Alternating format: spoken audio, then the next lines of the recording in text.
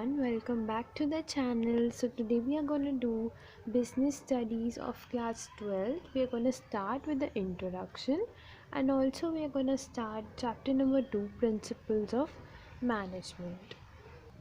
So let us start. So before starting the chapter, I would like to give a brief introduction of this book, that is part 1 of business studies. तो जैसे कि आपको पता है कि इसका नाम है principles and functions of management. Now हमें ये बुक पढ़ने से पहले हमें पता होना चाहिए कि मैनेजमेंट क्या होती है.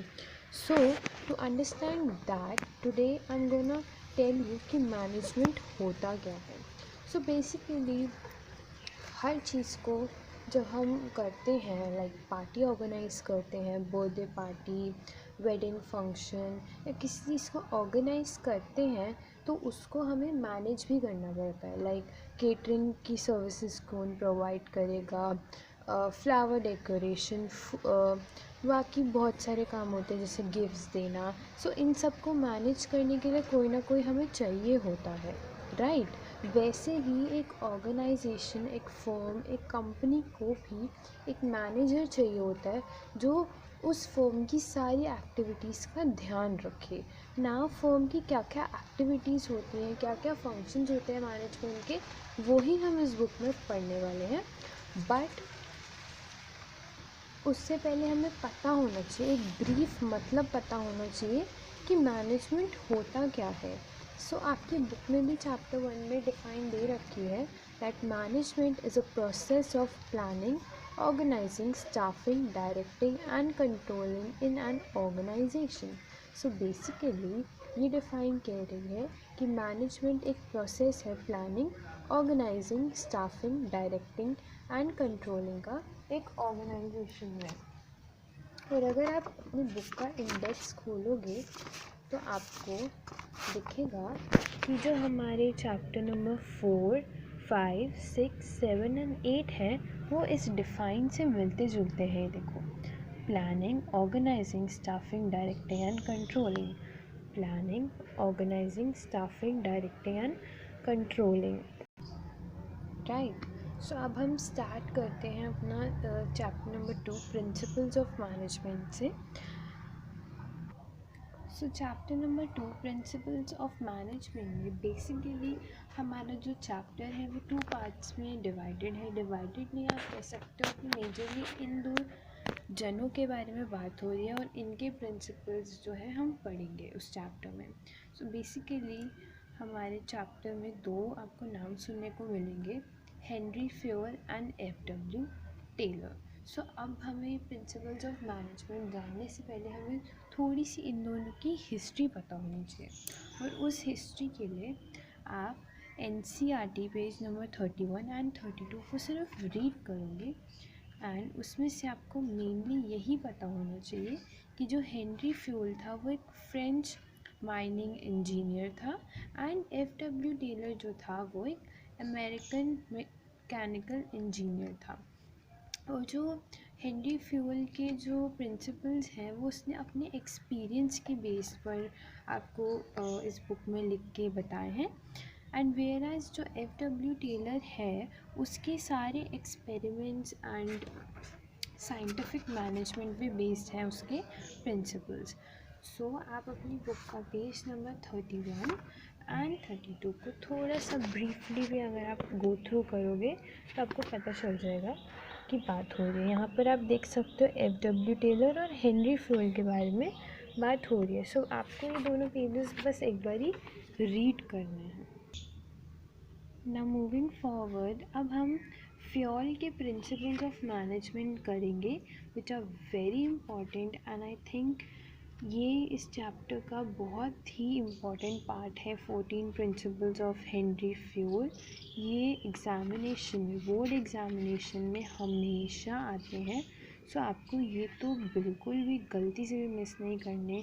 14 के 14 आपको अच्छे से आने चाहिए, उनकी एक्सप्लेनेशन, उनका नेम, बिकॉज कोई भी प्रिंसिपल आपको उठा के दे देते हैं, उसमें से कोई भी लाइन दे देंगे एंड आपको बोलेंगे कि आइडेंटिफाई करो, जो केस स्टडीज़ में आते हैं।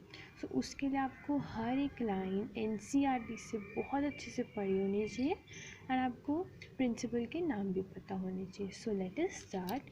पेज नंबर 53 जो है आपका एनसीईआरटी का, उसमें दे रखे हैं, वहाँ से स्टार्ट हो रहे हैं principles of Fayol, as you can see here.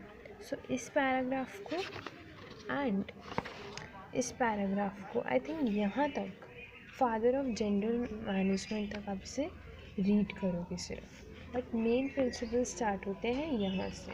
तो जो फर्स्ट प्रिंसिपल है हेनरी फ्यूल का, वो है डिवीज़न ऑफ वर्क। सो हमें डिवीज़न ऑफ वर्क से क्या समझ आता है? हमें डिवीज़न ऑफ वर्क से ये समझ आता है कि काम को डिवाइड करना। अगर हम हिंदी में पढ़ें तो डिवीज़न ऑफ वर्क इज़ क्या? काम को डिवाइड करना, काम को बांटना, यही मतलब है इसमें भी division of work. Division of work जो फ्योल ने बोला कि हर काम को ना डिवाइड कर देना चाहिए, हर काम को डिवाइड कर देना चाहिए, एक ही इंसान को सारा काम नहीं देना चाहिए, काम को डिवाइड करके हर इंसान को उसकी कैपेबिलिटी के हिसाब से काम देना चाहिए, उसकी स्किल के हिसाब से काम देना चाहिए, राइट। सो हम एक बारी बुक से रीड करेंगे पहले, फिर मैं आपको और अच्छे से समझाती हूँ। Work is divided into small task job. A trained specialist who is competent is required to perform each job. Thus, division of work leads to specialization. According to Fuel, the intent of division of work is to produce more and better for the same effort. Specialization is the most efficient way to use human effort. Now, so basically ये यही कह रहा है कि work को हमें small task या job में डिवाइड कर देना चाहिए। अब क्या होगा, जब जो सारा काम है एक ऑर्गेनाइजेशन में अलग अलग लोगों में डिवाइड हो जाएगा, तो उससे क्या होगा, स्पेशलाइजेशन हो जाएगी। जो इंसान जिस एरिया में काम करेगा वो इस एरिया में स्पेशलाइज कर देगा और उसी एफर्ट से वो उससे अच्छा प्रोड्यूस कर पाएगा, और उससे क्या होगा कि ऑर्गेनाइजेशन की एफिशिएंसी इंक्रीज़ होगी। आई होप आपको समझ आया होगा कि काम को छोटे छोटे पार्ट में डिवाइड कर दें ताकि एक इंसान पे बर्डन ना आए, एट द सेम टाइम जो उसकी स्किल है उससे ही जो काम है स्पेशलाइज हो जाए। तो हर एरिया ऐसे ही स्पेशलाइज हो जाएगा अगर काम को छोटे छोटे पार्ट में डिवाइड कर देंगे। सो ये मैंने यहाँ पर आपको कीवर्ड्स जो है वो अंडरलाइन करके दिए हैं और लिख के दिए हैं। सो ये तो आपके आंसर के अंदर होने ही चाहिए, these are very important. Plus जो ये है ये आप सिर्फ रीड करोगे, सारा आपको सारा लर्न नहीं करना, आपको सिर्फ जो मेन लाइन्स हैं वो याद करनी है। प्लस ये वाले जो पॉइंट्स हैं ये तो आपको अच्छे से पता होने चाहिए, ये आपको अपने आंसर में लिखने ही हैं डेफिनेटली। तो आप यहाँ से work is divided into small task and job, अब ये लिखोगे। Then division of work lead to specialization लिखोगे। Intent of division of work is very important, yes. And एक ये लाइन आपको लिखनी है, this in a company we have separate departments for finance, marketing, production, HR etcetera.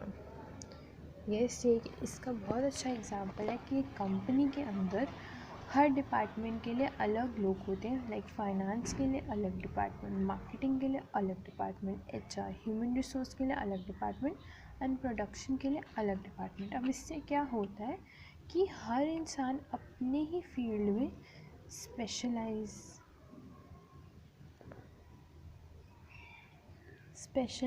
हो जाएगा। कैसे हो जाएगा? अगर एक इंसान मार्केटिंग में काम कर रहे हैं, मार्केटिंग क्या होता है कि एडवर्टाइज़ करना, मार्केटिंग चैप्टर में भी पढ़ेंगे, बट अभी आपके लिए मार्केटिंग ये होता है कि प्रोडक्ट को एडवर्टाइज़ करना। सो प्रोडक्ट को एडवर्टाइज़ करेगा वो, तो सिर्फ वो ही काम करेगा, राइट, वो और कोई काम नहीं करेगा। सो वो काम कर करके स्पेशलाइज हो जाएगा, right. So that is division of work. Now next principle पे जाते हैं, which is authority and responsibility. Now what does authority means? Authority means right to take decision या right to order, किसी को order करना या तो फिर decision लेना, ठीक है। And what is responsibility?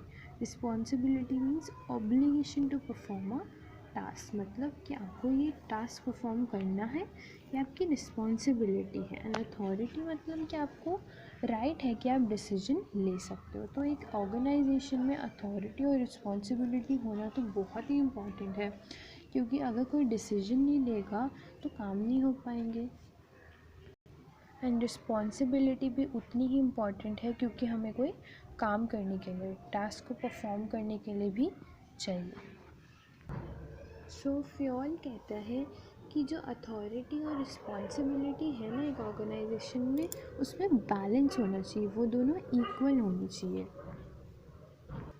मतलब कि authority should be equal to responsibility.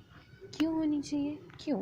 क्योंकि अगर अथॉरिटी जो है वो रिस्पॉन्सिबिलिटी से ज़्यादा हो जाएगी। अथॉरिटी का मतलब right to take decision. Authority अगर एक इंडिविजुअल के पास ज़्यादा है रिस्पॉन्सिबिलिटी से, तो वो अपनी पावर का मिसयूज़ करने लग जाएगा, ठीक है। और अगर अथॉरिटी कम है और रिस्पॉन्सिबिलिटी ज़्यादा है, रिस्पॉन्सिबिलिटी ज़्यादा का मतलब क्या हो, उसे काम ज़्यादा करना है, तो वो बर्डन फील करेगा। इसीलिए फ्योल कहता है कि there should be a balance between authority and responsibility.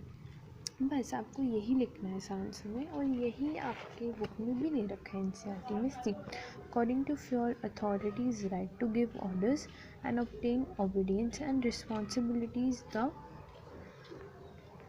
Corollary of authority. तो आप इसकी रिस्पॉन्सिबिलिटी में आप ये भी लिख सकते हो, obligation to perform a task, या फिर आप ये भी लिख सकते हो व्हाटएवर यू फील, आप लिख सकते हो। ये भी सही है मैंने। सो ये आप यहाँ पे लिख दोगे। फिर ये सारा आपको लर्न करना, रीड करना है, सॉरी। एंड फिर आपको ये लाइन बहुत इम्पॉर्टेंट है, there should be a balance, ठीक है। एंड आप ये भी लिख सकते हो अपने आंसर में। दूसरी बुक्स में ये भी लिखा है, बट हमें एनसीईआरटी फॉलो करनी है, तो आप ये स्किप भी कर सकते हो, बट अगर आप ये लिखोगे तो टीचर पे अच्छा इंप्रेशन जाएगा, ओके। सो ये एग्ज़ाम्पल है, एग्ज़ाम्पल आपको रीड करना है, सारे एग्ज़ाम्पल बहुत अच्छे से रीड करना है आपको, और जो हमने स्किप करा है वो भी रीड करना है। और ये सब तो आपको मैंने बता दिया, क्या तो आपको लिखना ही है। जो अंडरलाइंड है दैट इज़ वेरी इंपॉर्टेंट, इसको तो मिस भी मत करना, ठीक है। नाउ मूविंग ऑन, हमारे पास 14 प्रिंसिपल्स हैं। सो लेट्स सी, आज हम 5 कर ही लेते हैं। सो नेक्स्ट है डिसिप्लिन। डिसिप्लिन का मतलब अगर हम स्कूल के हिसाब से देखें तो डिसिप्लिन का मतलब चुप रहना, शोर नहीं मचाना, ये सब। But in business studies in an organisation, discipline का मतलब होता है obedience to organisational rules and employment agreement. ना इसका क्या मतलब हुआ? इसका मतलब ये हुआ कि ऑर्गेनाइजेशन के जो रूल्स हैं वो भी अच्छे से फॉलो हुए, और जो एम्प्लॉयज़ हैं उनको अपना एग्रीमेंट के हिसाब से उनका शेयर भी मिल जाना चाहिए। So this is very important line, obedience to organisational rule and employment agreement. ये जो है ना एम्प्लॉयमेंट अग्रीमेंट, ये बच्चे भूल जाते हैं, बट इसको भूलना नहीं है, दिस इज़ वेरी इंपॉर्टेंट, ये आपको लिख के आना आंसर के अंदर, okay. So what is discipline? Discipline is obedience to organizational rules and employment agreement, and it is possible by having good superiors at all the level of management. Now what is superior? Superiors का मतलब होता है managers, leaders, जो हमारे ऊपर top managers होते हैं, हमारे ऊपर वाले, उन्हें हम सुपीरियर्स कहते हैं। सबऑर्डिनेट्स होते हैं हमारे वर्कर्स। तो आपको पता होना चाहिए, पूरी बुक में आपको आएगा सुपीरियर्स मीन मैनेजर या leader, and subordinate means worker. Okay. So and it is possible by having good superiors at all the levels of management। आपने चैप्टर 1 में लेवल्स ऑफ मैनेजमेंट तो पढ़ा ही होगा, first level, second level and then supervisory level. So ये वो वाला level कह रहे हैं कि it is possible by having good superiors. हर लेवल पे अच्छे मैनेजर्स होंगे तभी ये प्रिंसिपल अच्छे से फॉलो हो पाएगा।